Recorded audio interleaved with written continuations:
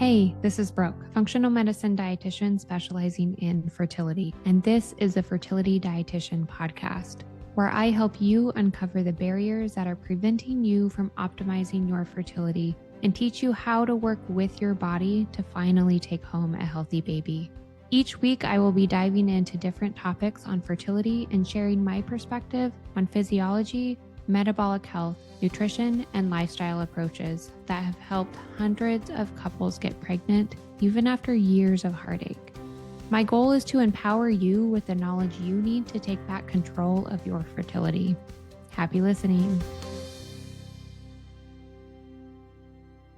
Welcome back to the Fertility Dietitian podcast.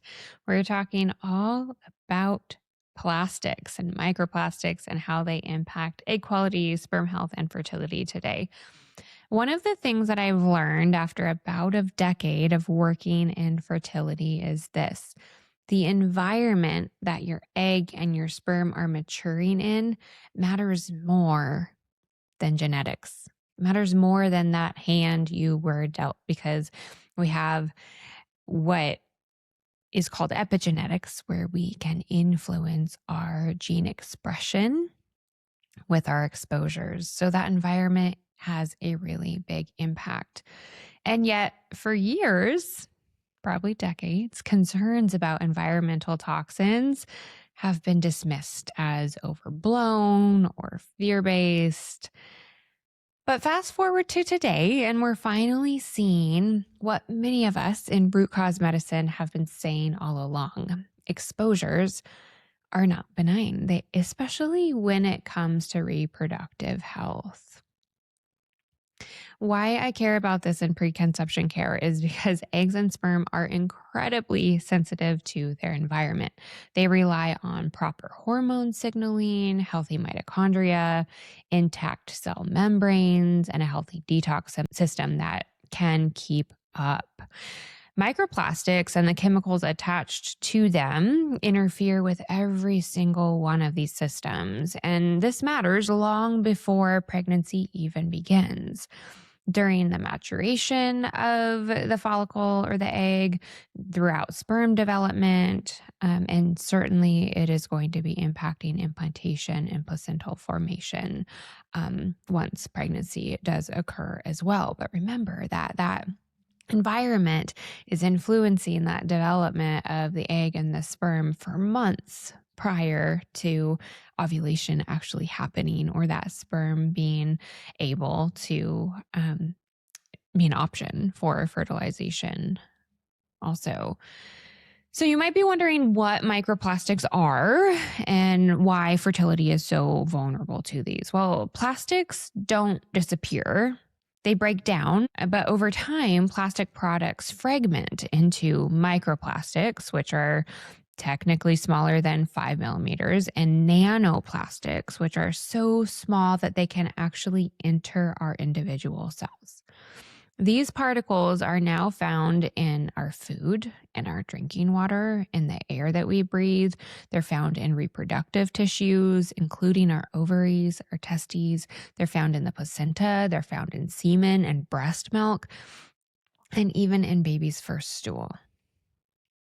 And the most concerning part, nanoplastics can cross the placental barrier and the blood-brain barrier, which means that exposure is not just affecting you, it can affect the earliest stages of human development, preconception and during pregnancy, and it's getting into our brain. Like, this is a big deal. Definitely something we need to be paying more attention to. For fertility specifically, we're seeing research on microplastics. It's still very much emerging, but here's what we already know and what matters for conception. Microplastics and the chemicals they carry are linked to endocrine disruption, so altered estrogen and progesterone and testosterone signaling, oxidative stress, which is damaging egg and the health of the sperm DNA, inflammation, which is a major barrier to all pieces of conception, including implantation, and impaired mitochondrial function, which is So key for egg quality and sperm motility, that mitochondria needs to be healthy and functioning well to produce the abundance amount of energy that's required to carry out follicle development and sperm health and keep them healthy along the way. Many plastics contain chemicals like BPA is probably one that you've heard of, also phthalates and PFAS. These compounds can mimic or block hormones, and hormones are basically the language of fertility.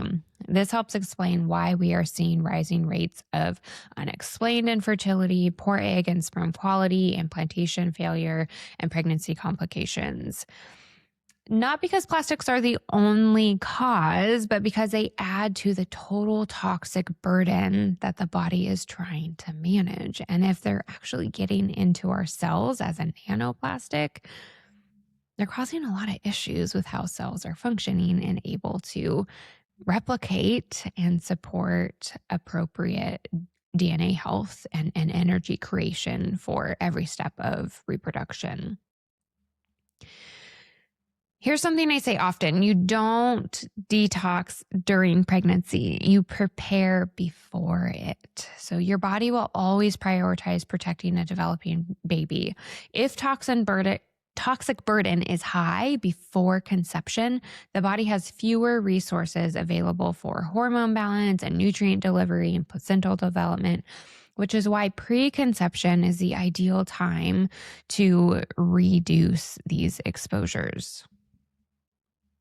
And we can do this without panic, and it does not have to mean perfection in avoidance. Okay, so let's talk about how to reduce exposure without going crazy, because I can tell you that it is absolutely impossible to completely avoid them, but we can decrease exposures and make really impactful change. So take a deep breath. Plastics are everywhere. Avoidance is impossible. You need to remind yourself of this because otherwise it's going to drive you crazy.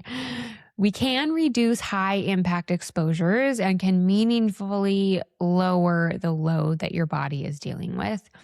And we can support detox pathways to help get what's already in there out in the best ways we know how. So start here. We want to be ditching plastic water bottles, especially if they've been heated, but really ditch the plastic water bottles altogether. Never heat food in plastics or anything you're going to be consuming in plastics. Switch over to glass or stainless steel. Store fertility foods in glass, so leftovers in glass, ideally. Choose whole, minimally processed foods because processing of the food actually includes increasing the plastic contamination of that food. Also, avoid plastic tea bags. This one often surprises people, but a lot of tea bags actually have plastics in them. Switch your plastic cutting boards for wood or bamboo. So if you're using a plastic cutting board regularly, you're consuming a lot of plastic, unfortunately. So switch those out ASAP. Choose natural fiber clothing whenever possible. So especially the clothing that is on your reproductive organs. Anything that you're sweating in or getting really hot in is priority to swap out when it comes to clothing.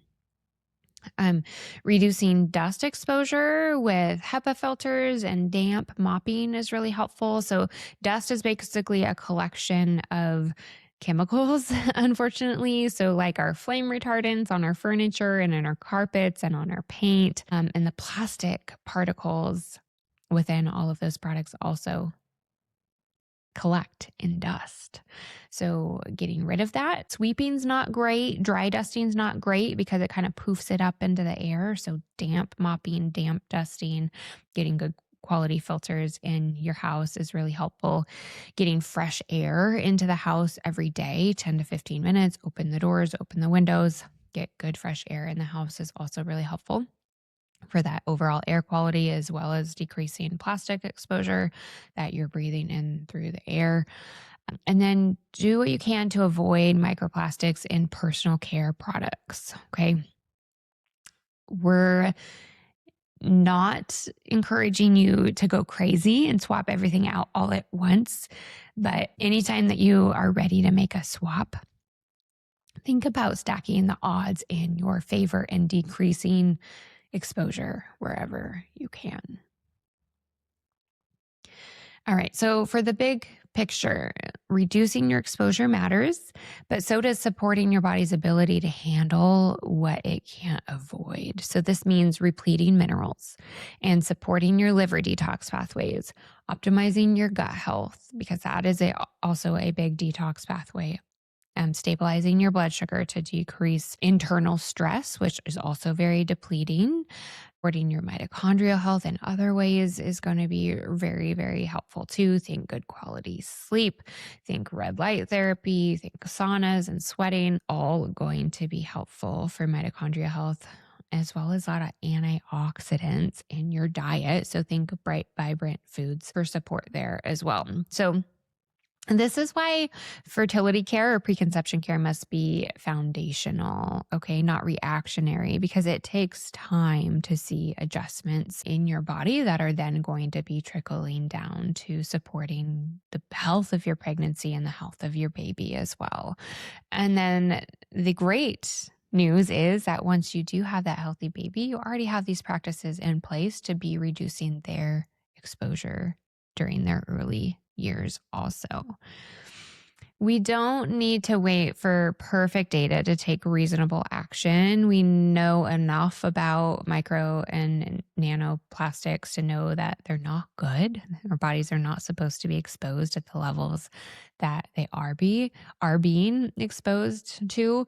So when early research shows really consistent signals like that, especially in reproductive tissues and the brain, it's really wise to reduce what we can, support what the body needs, and advocate for safer systems, because plastic exposure doesn't end with us. It accumulates across generations, and preconception care is about more than getting pregnant. It's about creating the healthiest possible environment for the next generation to begin in also. If you found this information helpful, please share it, and I will see you next week.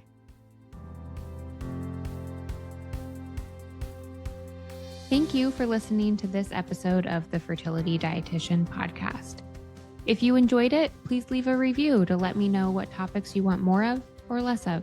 If you want to keep learning, subscribe at Apple Podcasts, Spotify, or wherever you listen to podcasts. Check out my website for more info on my private coaching program, Master Your Fertility, or my membership community, Fertility Blueprint. And don't forget my digital store. Come say hi on YouTube and Instagram. See you in the next episode.